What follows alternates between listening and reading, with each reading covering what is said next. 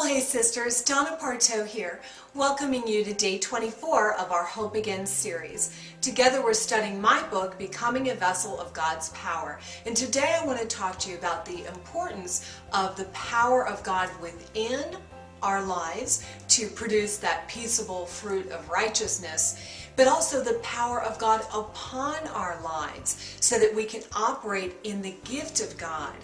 One makes us easier to live with, the other makes us more powerful vessels impacting the world outside of our immediate circle of influence. Of course, I'm sure your husband and children will be thankful when you're operating with the power of God upon your life. But I think that the power of God upon us is what enables us to go out into the world and to really make an impact for God.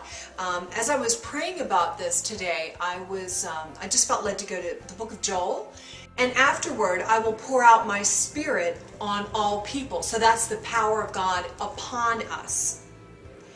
Your sons and daughters will prophesy. Your old men will dream dreams. Your young men will see visions. So this is making an outward difference in the world around us. Even my servants, both men and women, I will pour out my spirit in those days. I will show wonders in the heavens and on the earth, etc., etc. So it's talking about, in this context, about the day of the Lord is the chapter title that my version gives it. And amazing things are happening, and I'm sure, if all of that is going on in the church, then the world is going to see, hey, these people know what they're talking about.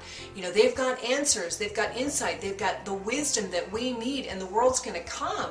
And really, I think when we begin operating with the power of God upon us, we're going to get their attention, and they're going to come to us because people are lost, they're confused, they're hopeless. I mean, why do you think they're calling up psychics? It's just a counterfeit of the gift of God. But I want to go back. Again, keeping the whole counsel of God. Let's go back a little earlier in chapter 2, before we get to that great part about the power of God upon us, and the dreams and the visions and the wonders.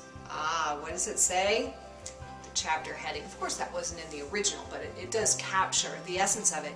Chapter 2 and verse 12, it's entitled, Rend Your Heart. Even now declares the Lord, return to me with all your heart, with fasting and weeping and mourning. Rend your heart. Let God do a work inside of you first. And that's the balance.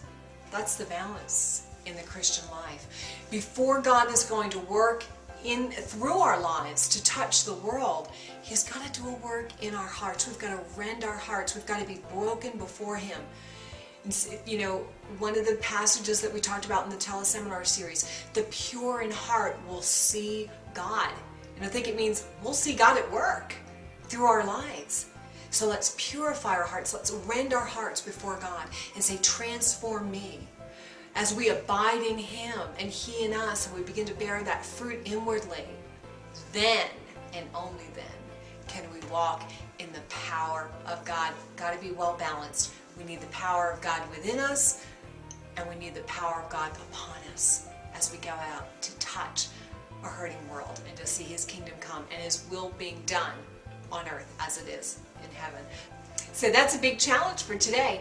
I want you to go and read the whole chapter of Joel chapter 2 and let it speak to your heart as I know it did to mine today. And that's it for now, and I will talk with you again tomorrow. God bless.